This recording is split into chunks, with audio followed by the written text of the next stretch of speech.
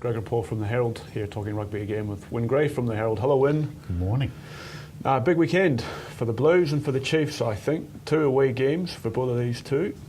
I think we're at the point now where we're going to start to see maybe a separation in the New Zealand conference, where we're going to see the teams who are going to push on, and the teams who are not, are not. So a big weekend for the Blues. I fancy that if they don't win this, we're not going to be too sure about where they're going. They're in a very important part of their schedule where they've managed to put together successive victories, which is a nice change. They're going away to Canberra against the Brumbies, and then they have a bye. So if they could go into that bye week with 3 in a row, momentum building slightly, they've got back senior men like Nonu and Kaino, these sort of characters who are starting to come into a bit more form, push the others along, pull them along. Yeah, extremely important for them.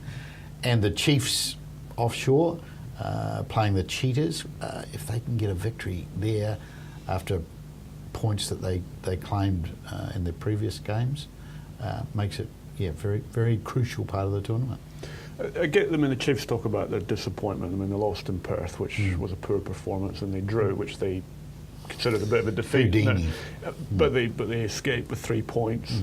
My feeling, though, is if they can pick up that win that you talked about, this is a bit like a 400-metre race where we'll see the bend, you'll see the stagger unwind, and I think if they can win in Africa, they'll come home in a much, much better place than people might appreciate. Yeah, probably, and they've had an enormous amount of injuries that they've had to deal with.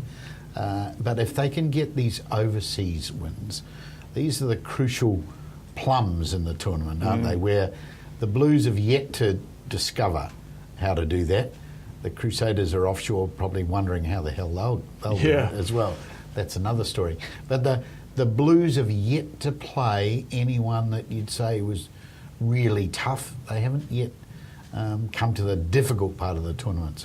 So this weekend, or this Friday in Canberra, always a difficult trip against a Brumbies side that is still showing signs of Jake White's organisation and Stephen Larkham's new coaching.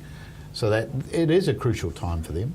And the Chiefs, I'm not quite sure what to make of them. Do you think that they are still going to be there at the end of this competition? Are you convinced still? Yeah, I am. I think you're right. I don't think they've had a period of stability in terms of personnel. I don't think they've had that prolonged period of being in New Zealand and or Australia, which is as good as playing in New Zealand. So I think they'll get a bit of a run once they come home and they've got the African leg out of the way, and we'll see the real Chiefs start to emerge. I mean, it's a bit like I said, they've picked up 17 points and they haven't really shown us much other than one great win against the Stormers. We haven't seen them play particularly well. Do I think they've got it in them to play at the level that they did against the Stormers all the time? Yeah, I think. I'd also ask you, do you think they need to find a place for Gareth Anscombe somewhere in the team because of his goal kicking? No.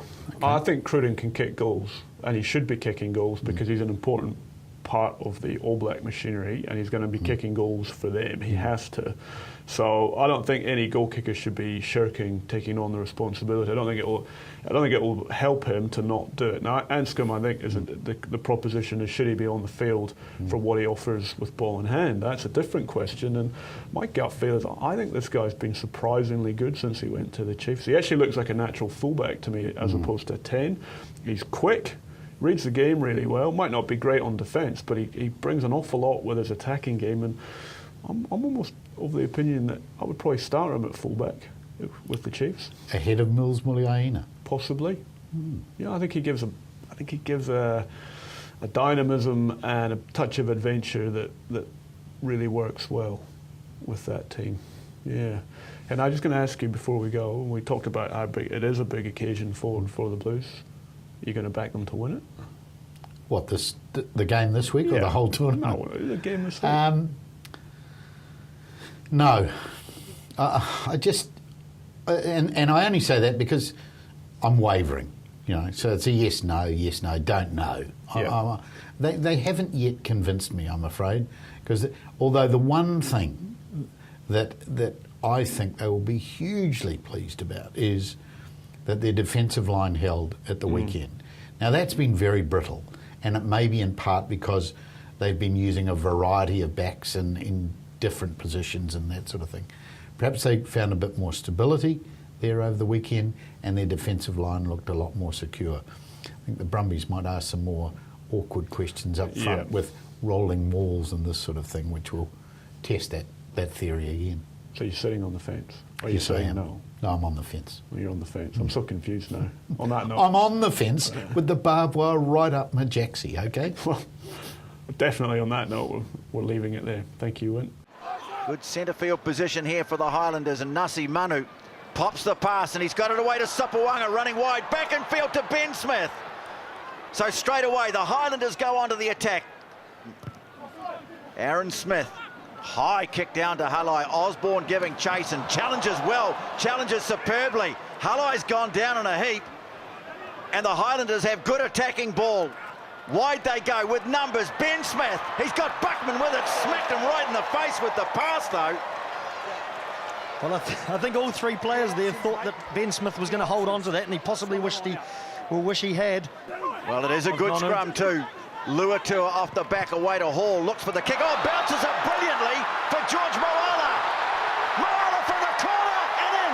Oh, did he go over the touchline? Try has been awarded. Well, they got a lucky bounce, but he still had a heck of a lot of work to do. Yeah, he would have had 20, 25 metres and 2 or 3 guys to beat, which he did. Well, this time the Blues go long to Molly. And the dummy from Hall, and he breaks. Brent Hall heads for the line.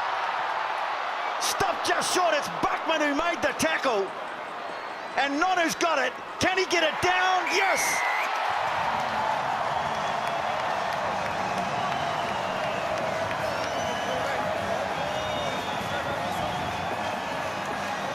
Second try of the night.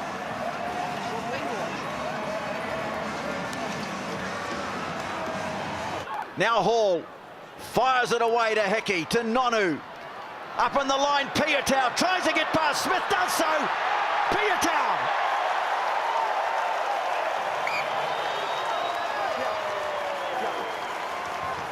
Tanaka, away it goes to Parker. They'll have one last go at it. Ben Smith taken down close to the touch line.